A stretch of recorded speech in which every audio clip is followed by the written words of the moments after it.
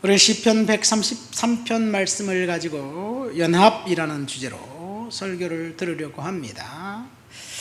연합, 어떤 단체든지 어떤 곳이든지 연합하는 기관은 잘되고 번성하고 좋은 일이 있을 것입니다. 그러나 연합하지 못하는 가정 한번 생각해 보십시오.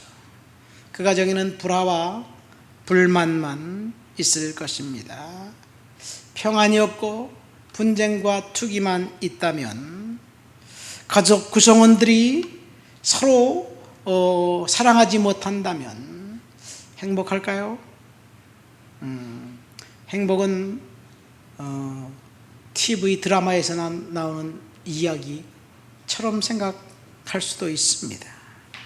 연합하지 못하는 직장을 보세요.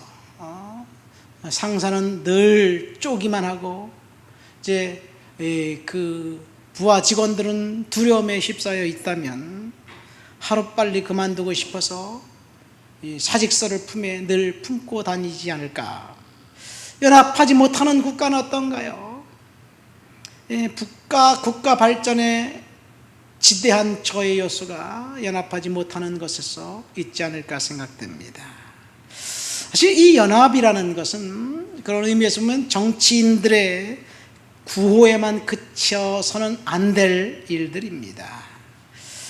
서로가 좀 양보하고 서로가 좀 이해해주고 그래야 되는데 끌어내리려고만 하는 그런 정치인들, 그러다가 이 나라가 어디로 가는지 모르겠습니다. 그리고 이 연합이라는 단어만큼 어쩌면 부담스러운 단어가 아닌가 생각하기도 합니다. 사실 옛부터 우리 민족은 연합하지 못해서 사실 곤혹스러운 일들을 경험했잖아요. 국가가 절대절명의 위기에 처해 있는데 왕과 신하들이 자신의 권력을 지키기에만 급급해서 위기의 징후가 보이고 있음에도 불구하고 무시하고, 그래서 고려가 멸망하고 조선이 생기고, 조선시대에도 임진왜란 때 구한말 조선이 망할 때도 마찬가지였습니다. 어쨌든 연합하지 않은 그 상황 때문에 혼란이 찾아왔고 외세의 공격에 고스란히 멸망당한 것, 그것을 볼 수가 있습니다. 성경에서는 연합을 뭐라고 말하느냐? 이 마태복음 18장 19절 20절 말씀을 한번 찾아볼까요? 마태복음 18장 19절 20절 말씀입니다. 우리 한번 스크린 띄워줘 보세요. 다 같이 한번 읽겠습니다. 진실로 다시 너희에게 이르노니 너희 중에 두 사람이 땅에서 합심하여 무엇이든지 구하면 하늘에 계신 내 아버지께서 그들을 위하여 이루게 하시리라. 두세 사람이 내 이름으로 모인 곳에는 나도 그들 중에 있느니라. 예수님이 연합에 대해서 말씀하신 것입니다. 기도는 최소 두 사람이 같이 기도할 때 하나님께서 이제 들으시고 응답해 주신다는 이야기예요. 그럼 혼자 기도하면 안 들어주실까요? 물론 혼자 기도하는 것은 연합 중보 기도가 아니겠지요. 혼자 하는 기도보다는 주님은 분명히 두 사람 이상이 모여서 함께 기도할 때 하나님이 들어주신다, 응답해 주신다고 말씀하셨습니다. 그리고 두세 사람이 내 이름으로 모인 곳에 나도 그들 중에 있느니라. 이것은 무엇이냐면 예배를 말합니다.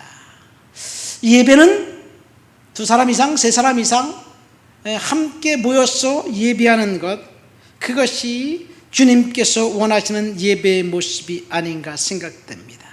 우리가 기도하고 모여서 예배할 때 하나님께서 함께 하시고 응답해 주시고 거기에 축복이 있다는 것, 감사하게도 지금 우리는 연합해서 중보 기도를 하고 있습니다. 오늘도 점심 식사하고 난 다음에 함께 기도할 거예요. 성도들 한 사람 한 사람을 위해서 기도합니다. 하나님께서 이제 이 중보 기도를 통해서 우리의 삶을 회복시켜 주시고, 그리고 은혜를 주시고, 그리고 하나님께서 복 주실 줄 믿습니다. 사실 이 중보 기도는 우리가 자발적으로 모여서 기도하기 시작했는데 벌써 5달째예요. 얼마나 그 시간이 정말 기대가 되는지 모릅니다. 우리 한번 본문을 다시 한번 읽어볼까요?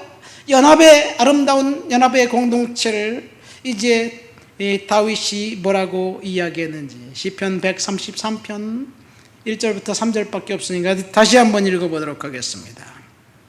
보라, 형제가 연합하여 동거함이 어찌 그리고 선하고 아름다운고, 머리에 있는 보배로운 기름이 수염 곧 아론의 수염에 흘러서 그 옷깃까지 내림 같고, 헐몬의 이슬이 시온의 산들에 내림 같도다. 거기서 여호와께서 복을 명령하셨나니 곧 영생이로다. 이 세상에서 가장 아름다운 일이 형제가 연합해서 동거하는 일이라고 다윗이 고백합니다.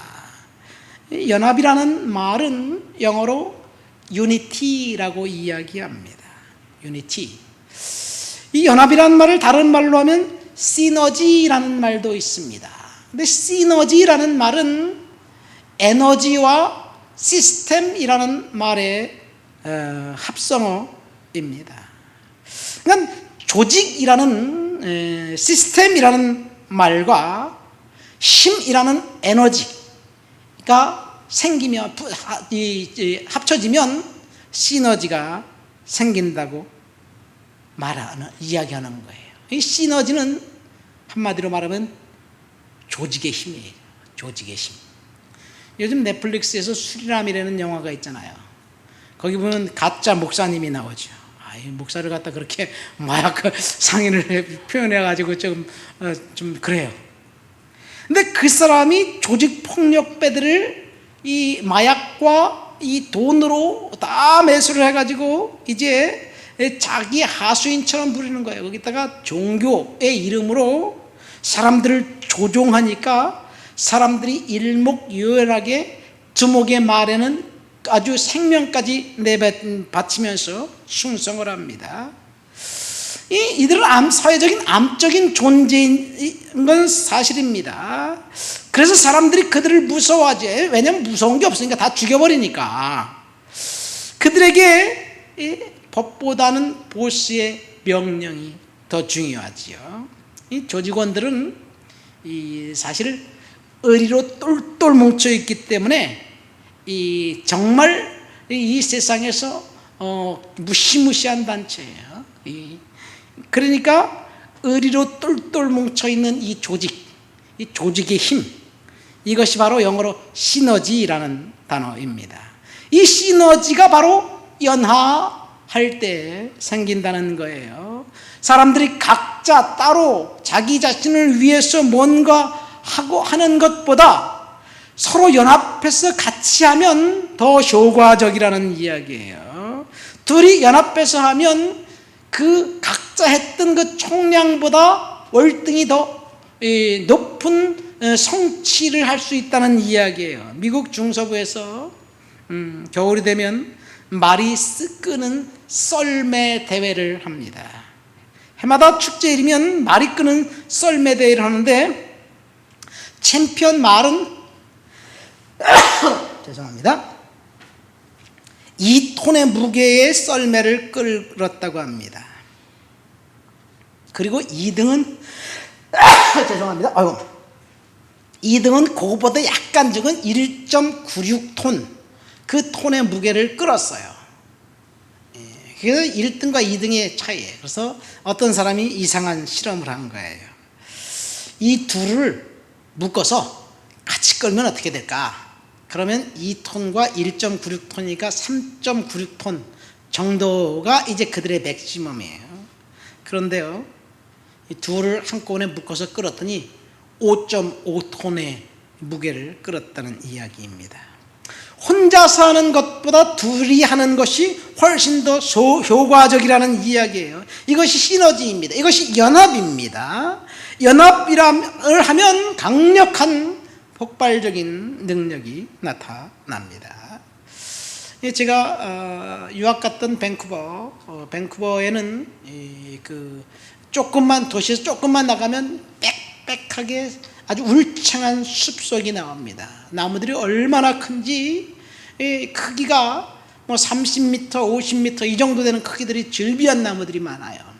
대부분의 나무들이 그렇게 큰 나무, 아주 아름드린 나무, 그 안에 들어가면 햇빛이 안 보여요. 정말 자연의 경이로운 것을 보게 됩니다.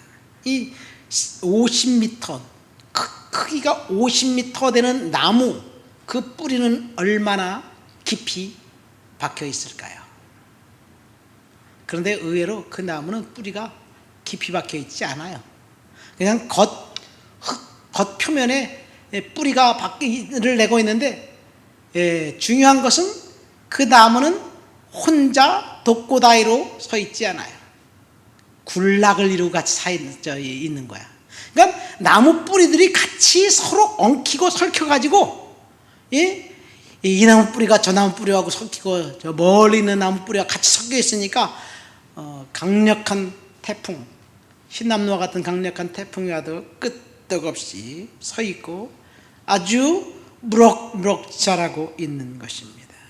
이것이 바로 이 연합의 힘이에요. 같이 섞여 있고 같이 있으니까 어떤 외적인 그런 공격이 와도 이길 수 있습니다. 자, 본문을 보면 우리는 지금 연합해야 된다는 것, 무엇을 연합해야 될까? 오늘 우리는 두 가지를 연합에 대해서 생각해 보려고 합니다. 첫 번째, 우리가 할 일은 연합 중보기도입니다. 함께 기도하는 거예요. 목사인 저는 날마다 성도들을 위해서 기도해요. 제가 그것이 직업이기 때문에, 기도하는 것이 직업이기 때문에 새벽마다 와서 기도합니다. 요즘 제가 교회를 좀 일찍 나와요. 뭐 어떨 때는 뭐 4시 반에 나오기도 하고 어떨 때는 뭐 3시 반에 나오기도 하고, 하여튼 일찍 나오면 묵상도 하고 기도합니다. 열심히 기도해요.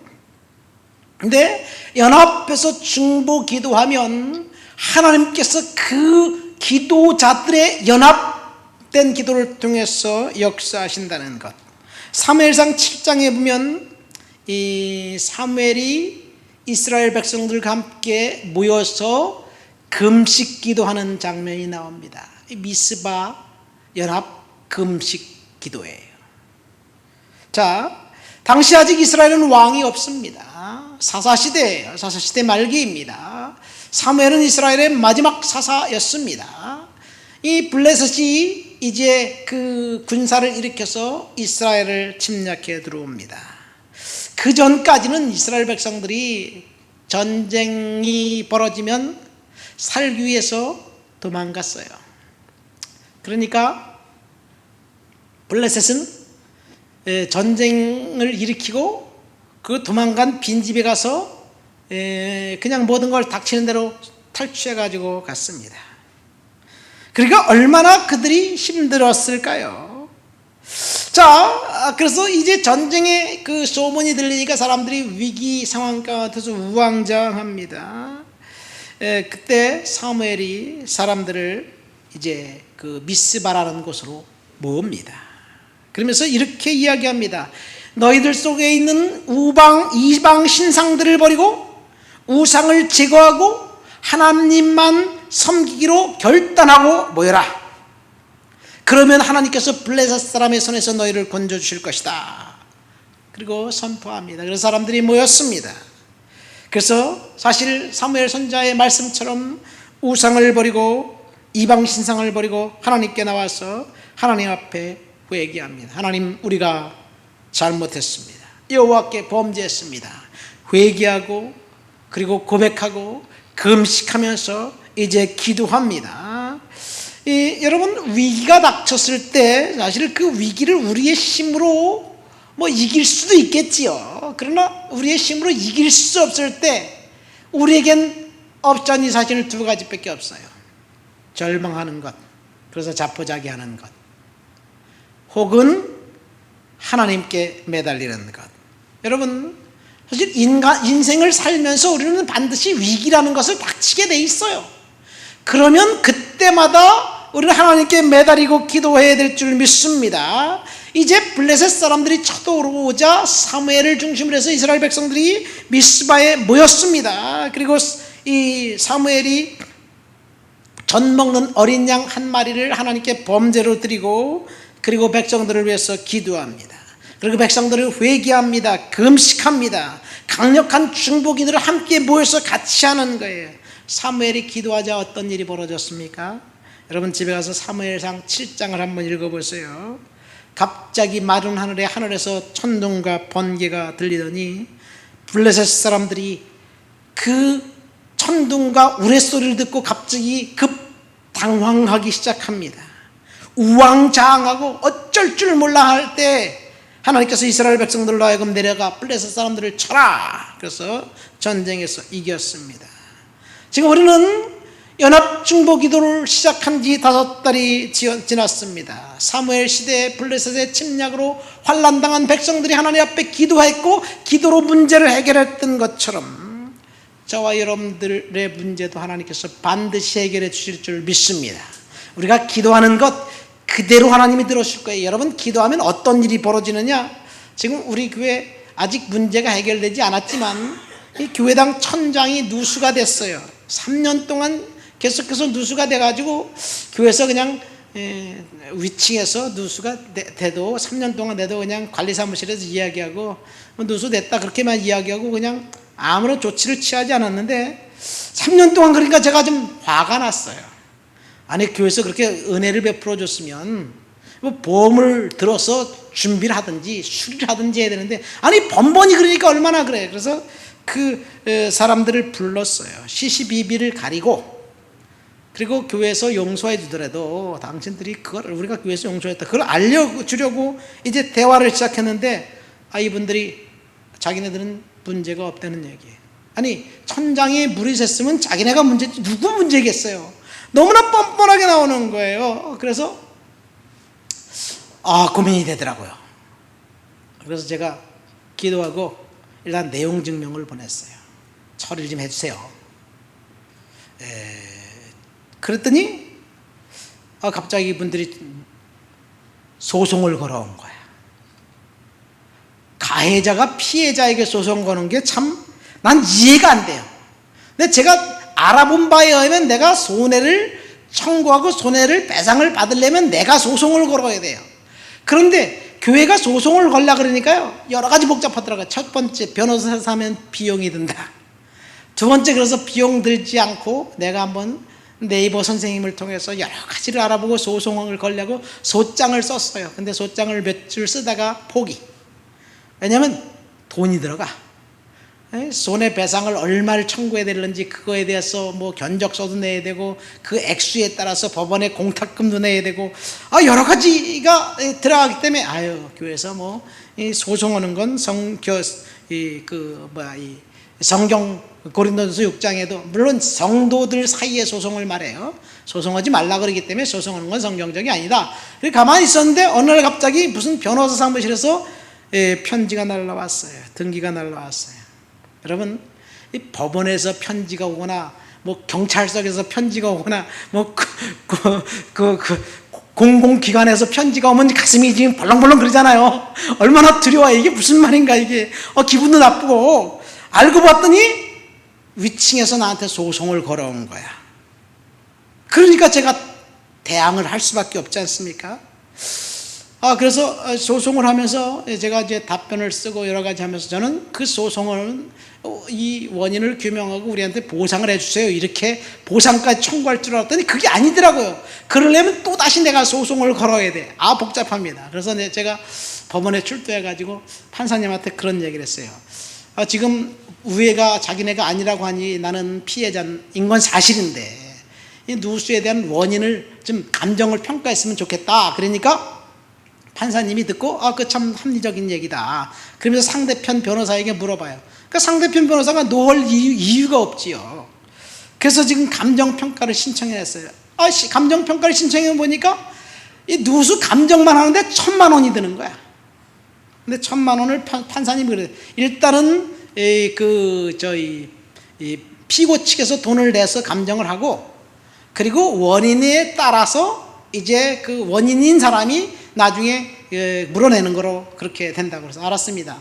근데 1,000만 원이 없잖아요. 1,000만 원. 그래서 제가 이 3층을 다시 불렀어요. 사실 이 누수는 누가 봐도 위에서 내리는 것이 맞는데, 당신 지금 교회에서는 감정평가인데 1,000만 원이 듭니다. 나중에 재판을 계속 진행하면 이 1,000만 원까지 당신이 보상해야 되는데, 여기서 그냥 끝내시죠. 합의합시다. 그러니까 변호사를 대동하고 싫다는 얘기예요. 무슨 이유인지 모르겠어요. 그래서 어쨌든 지금 감정평가가 들어갔어요. 여러분, 기도하니까요, 내가 할 일을 상대방이 하더라고. 기도하니까 그런 일이 벌어져요. 우리가 잘 알듯이 동독 서독 베를린 장벽이 무너진 것은요, 라이프치히에 있는 토마스 바흐 성당, 그 루터 교회예요. 그 교회에서 4개의 교회가 모여서 매주 월요일 날 함께 기도한 것으로부터 출발합니다. 이제 교회들이 모이고 성도들이 모여서 같이 기도하고, 그리고 찬송을 부르고 하나님 앞에 국가민족으로서 기도할 때 하나님이 철의 장막을 무너뜨린 거예요. 베를린 장막이 기도를 통해서 무너졌습니다. 루마니아 공산화가 무너진 것도 기도의 힘이었습니다. 루마니아는 동유럽 민주화 바람이 불면서 어느 날 갑자기 무너진 게 아니에요. 공산정권이 견고했던 공산정권이 무너진 것은 성도들이 기도했기 때문에 그렇습니다. 우리가 기도하면 하나님께서 역사하시는 거예요. 다니엘의 경우 보세요. 다니엘이 예레미야 예언을 읽다가 하나님의 이제 그 예언은 70년이 차면 바벨론에 포로되었던 백성들을 유다로 귀환시킨다라는 그런 그 말씀을 읽게 됩니다. 예레미야 25장이에요. 시간이 되었고 때가 되었다고 생각하고 다니엘은 하나님 앞에 예루살렘 쪽을 향한 창문을 열어놓고 기도합니다. 이 다니엘이 기도했기 때문에 포로가 귀환되었다고 성경은 그렇게 직접 말하진 않아요. 그렇지만 사실 다니엘이 기도했을 때 천사들이 나오고, 그 다음에 이 바사국 군주라는 사단 다니엘의 기도를 막는 그런 이야기도 나와요. 그러니까 중보 기도자가 기도하는데 방해 세력도 있습니다. 방해 세력이 있다는 것은 하나님의 역사할 시간이 되었다는 이야기예요. 그래서 다니엘이 기도하고 훗날 다니엘의 세 친구 사드락과 메삭과 아벳느고 같이 연합해서 기도하고, 그래서 결국 바벨론의 포로가 되었던 이스라엘 백성들은, 유다 백성들은 예루살렘으로 귀환합니다. 그런데 그것과 반대가 되는 그런 예도 있어요. 아무도 기도하지 않았기 때문에 하나님께서 계획하셨던 일이 지연되고, 그리고 그 일이 없어지는 것. 자, 여러분, 굉장히 중요한 구절인데 우리 에스겔 22장 30절 31절 말씀 한번 같이 읽어볼까요? 에스겔 22장 30절 31절을 다 같이 읽겠습니다. 이 땅을 위하여 성을 쌓으며 성 무너진 데를 막아서서 나로 멸하지 못하게 할 사람을 내가 그 가운데서 찾다가 얻지 못한 고로 내가 내 분으로 그 위에 쏟으며 내 진노의 불로 멸하여 그 행위대로 그 머리에 보응하였느니라. 나 주 여호와의 말이니라. 이 구절에 보면 하나님이 이스라엘을 그 죄 때문에 멸하시려고 했습니다. 그렇지만 만일 의로운 사람이 기도하기만 한다면 하나님이 자비를 베풀어 주셔서 그 불행한 사건을 막겠다고, 하나님이 중단하겠다고, 그러면서 기도하는 사람을 찾습니다. 그런데 애석하게도 에스겔의 예언에 보면 하나님으로부터 다 떠나고 기도하는 사람들이 보이지 않았어요. 그래서 결국 하나님의 진노의 불로 그 행위를 그 머리에 보응하셨다라는 이야기입니다. 그러니까 오늘 우리가 기도하면 저와 여러분들의 인생을 하나님께서 보호해 주시고, 오늘 우리가 기도하면 국가, 민족과 교회를 위해서, 여러분들의 가정을 위해서, 자녀들을 위해서 기도의 용사가 되어서 기도하면 하나님께서 이 악한 세력들로부터 보호해 주시고 하나님께서 은혜를 허락해 주실 줄 믿습니다. 우리가 너무 많이 들어오잖아요. 할머니가 가정에서 자녀들을 위해서 기도하고, 어머니가 기도하고, 기도하는 사람들은 대부분 자매님들이에요. 아빠가 기도했다라는 말은 이렇게 찾아보기가 힘들어요. 어쨌든 중보 기도하는 기도자의 기도를 통해서 하나님께서 저와 여러분들의 인생을 바꿔주시고 그리고 회복시켜 주십니다. 우리는 지금 중보 기도를 교회에서 하고 있어요. 장로님의 공장 이 화재가 났다는 소식을 듣고, 그 불행한 소식을 듣자 우리가 모여서 기도하기 시작했습니다. 한 자매님은 악성 흑색종이라는 그 암으로 투병 중인데 우리가 한 달간 열심히 기도했어요. 그런데 그분의 집이 좀 멀고 혼자 이 아픈 몸을 끌고 교회까지 오기가 뭐해서 이제 가까운 교회를 선택하고 새벽 예배 나가고, 그리고 하나님 앞에 예배하다가 한 2주 전인가요? 천국에 가셨어요. 우리는 모릅니다. 암덩이가 깨끗이 나아서 치유받는 것, 그것을 우리는 원하고 기도했지만 사실 그 자매님이 천국 갔는데 그 딸의 톡에 보니까 악성 그 흑색종이 이렇게 깨끗하게 그냥 오전까지 가족과 얘기하고 식사 잘하고 그 다음에 오후에 돌아가셨는데, 그렇게 깨끗하게 운명하신 것은 의학계에 보고될 만큼 신기한 일이라는 그런 이야기예요. 모릅니다, 우리는. 어쨌든 하나님이 역사하셔요. 우리가 기도했는데 우리가 기도한 대로 하나님이 들어주시지 않을 수도 있습니다. 그렇다면 우리의 마음을 우리는 바꿔주실 거예요. 여러분, 지금 우리는 하나님 앞에서 연합해서 중보 기도해야 될 줄을 믿습니다. 여러분 따라하세요. 기도는 내 할 일이고, 다시 크게 따라, 기도는 내가 할 일이고 응답은 하나님의 소관이다.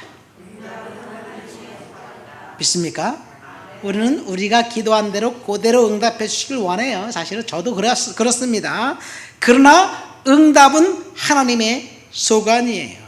그러니까 기도는 내가 할 일이에요. 그래서 제가 기도하면 말씀드린 어떤 당혹스러운 요구든지, 어떤 이상한 요구든지, 엉뚱하고 생뚱맞은 요구든지 하나님 앞에 기도하는 것, 그것도 좋습니다. 왜요? 기도는 내가 할 일이기 때문에. 만약 내가 하나님 앞에 당혹스러운 요구, 엉뚱한 요구를 하나님 앞에 계속해서 기도했는데 하나님이 그것이 나에게 주시기로 원하신 거면 우리들에게 계속해서 그 기도를 하게 하시고 결국은 응답을 주실 줄 믿습니다. 그런데 우리가 기도하다 보면 그런 것들을 많이 경험해요. 내가 처음에는 하나님은 뭔가 달라고 열심히 기도했는데 나올 때 보면 하나님 나 그거 안 주셔도 됩니다. 나 이 상태로 감사합니다. 그리고 감사하고 찬양하고 안 줘도 된다고 하나님 앞에 선포하고 기도를 끝마칠 때도 있어요. 왜 그런가요? 하나님이로부터 우리가 응답을 받았기 때문에 그래요. 제가 간증했잖아요. 제가 20대 초반에 고등학교를 졸업하고 직장 생활하면서 하나님 앞에 유학을 가게 해달라고 기도했어요. 정말 엉뚱한 기도했어요. 고등학교만 졸업한, 그래서 직장 다니는, 제가 공고를 나왔기 때문에 공장에서 일을 했는데 그때 참 고달픈 인생을 살았어요. 그런데 어느 날 갑자기 그런 엉뚱한 기도를 시키시더라고요. 그런데요, 그 기도를 끝까지 했고 그 다음에 하나님이 그 중간에 제 마음에 감동을 주셔서 영어 공부를 해야 된다. 영어 공부를 시작했고요.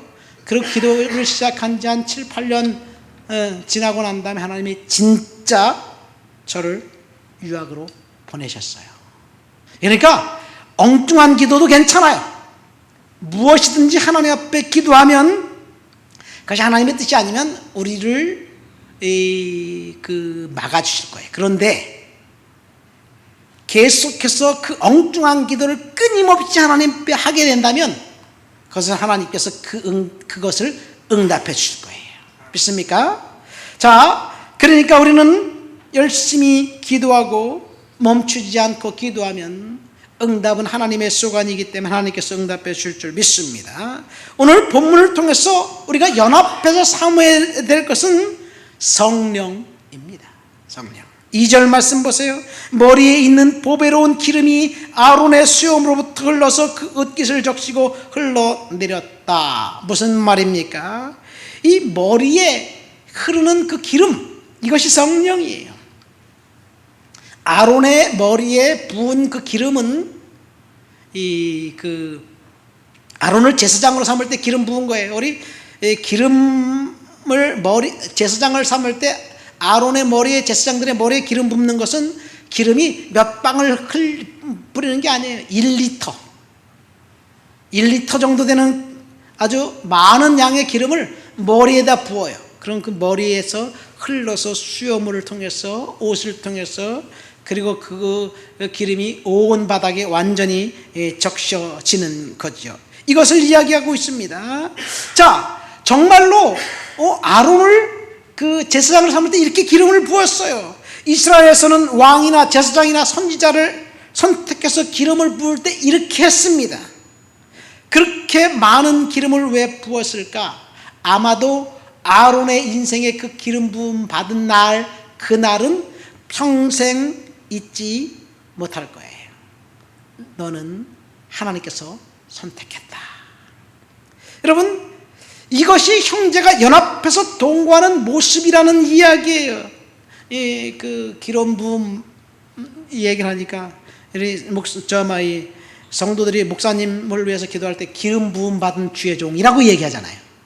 사실 목회자들은 기름 부음 받은 사람들이 맞습니다. 그래서 영어로 목사 안수를 ordination이라고 해요.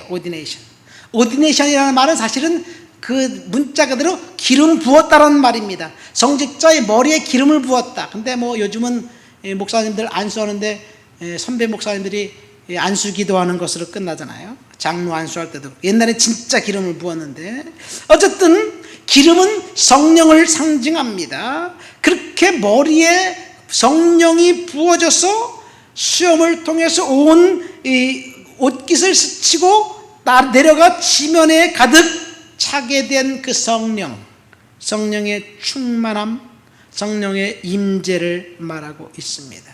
그렇죠? 이 성령의 충만함, 임재 가운데 저와 여러분들이 성령 받은 성령의 공동체를 만들어야 된다는 얘기예요. 사실 우리가 지난 2년 반 동안 코로나 시기를 겪으면서 그동안 우리는 주일 성수하면 반드시 몸이 주일날 교회 가서 예배 드려야지 주일 성수라고 생각을 했는데 온라인 예배를 드리면서 그것이 깨져버렸어요. 그렇잖아요. 성령의 기름 부음과 역사는 사실 온라인 예배를 통해서도 가능할까? 모르겠습니다. 만약에 설교가 강의라면 강의는 온라인을 통해서 가능합니다. 그렇죠. 온라인 예배를 통해서 헌금은 더 드릴 수 있어요. 요즘 헌금은 다 통장으로 온라인을 받기 때문에 우리도 온라인 교회 통장을 오픈해 가지고 늘 그 성도들에게 광고하고 그러는데, 자, 온라인 예배를 통해서 찬양도 하나님께 뜨겁게 드릴 수 있어요. 물론 교회 와서 여러 사람들이 연합해서 함께 찬양하는 것과 내가 TV나 스마트폰 앞에서 찬양을 부르는 것, 찬양을 따라 불러야 된다는 게, 따라 부르는 것과는 물론 상당히 많이 다릅니다. 그러나 온라인 예배를 통해서 찬양도 함께 할 수 있어요. 기도도 함께 할 수 있습니다. 연합중보기도 같이 할 수 있을까? 물론 연합중보 기도를 선포하고 각각 처소에서 그 한 기도 제목을 가지고 기도하는 것 가능할 수도 있을 것 같습니다. 근데 물론 생각에 따라 다르겠지만, 그러나 성령이 충만한 믿음의 공동체는 온라인을 통해서 불가능하다는 것. 그래서 우리는 모여야 되는 거예요. 연합해야 되는 거예요. 아까 마태복음 18장에 기도는 2사람 이상, 예배는 3사람 이상 그렇게 하나님께 모여서 함께 해야 된다고 이야기하지 않았어요? 진정한 연합은 사실은 하나님 앞에 성령으로 충만한 믿음의 공동체가 함께하는 것이 사실은 진정한 연합이에요. 어떻게 보면 혈연으로 뭉쳐진 집단, 아니면 사상으로 뭉쳐진 집단, 그런 것들이 연합이 가능할 수도 있겠지만 중요한 것은 성령의 충만과 임재가 있는 집단을 통해서 하나님께서 역사하신다는 것. 이것이 바로 오늘 시편 133편에 다윗이 고백한 거예요. 다윗이 시편 133편에 보면 그 제목이 있는데 뭐라고 되어 있습니까? 성경에 보면 다윗의 시 곧 성전에 올라가는 노래. 이 다윗의 시예요. 그렇다면 언제 다윗이 형제와 연합해서 동거했던 아름다운 공동체를 이뤘을까요? 다윗은 어렸을 때 아버지 집에 있을 때 목동으로 천덕꾸러기처럼 형들로부터 그 막내라고 무시당하고, 그리고 들판에서 양을 치던 그런 그 가족으로부터 외면당했던 그런 아이였어요. 그 아버지 집에 사무엘 선지자가 기름병을 들고 이새에게, 아버지에게 너희 아들 중에 한 명을 선택해서 왕으로 삼겠다, 기름을 붓겠다, 그런 이야기를 하니까 그 가족이 경사잖아요. 근데 그 아버지는 다윗을 부르지 않았어요. 아버지의 생각 속에 다윗은 전혀 고려 대상도 되지 않았어요. 그 가정에 축제가 있는데 그냥 그 형이나 누군가가 기름 부음 받나면 모든 사람들이 축하해주고, 다윗은 너는 그냥 양이나 쳐라 이렇게. 자, 어쨌든 다윗은 그렇게 철저하게 그 외로운 인생을 살았던 사람이에요. 그런데 다윗이 기름 부음 받고, 그리고 골리앗을 죽이고 사울이 다윗을 죽이려고 할 때 사무엘상 22장에 보면 이 놋땅에 갔다가 십광야로 가고, 거기에 어떤 아들람 굴에 들어가서 거기서 이제 그 사울을 피해 도망가 다녔을 때 다윗을 따라다녔던 사람들이 있어요. 사무엘상 22장에 보면 환난당한 자, 빚진 자, 마음이 원통한 자, 이런 사람들이 다윗을 따라다녔습니다. 다윗은 그들과 함께 아름다운 연합의 공동체를 만듭니다. 사실은 다윗은 사울이 그를 죽이려고 하자 정말 세상에 낙오자들과 함께 연합의 공동체를 만들어요. 근데 그 아름다운 연합의 공동체가 성령이 지배하는 공동체였습니다. 예?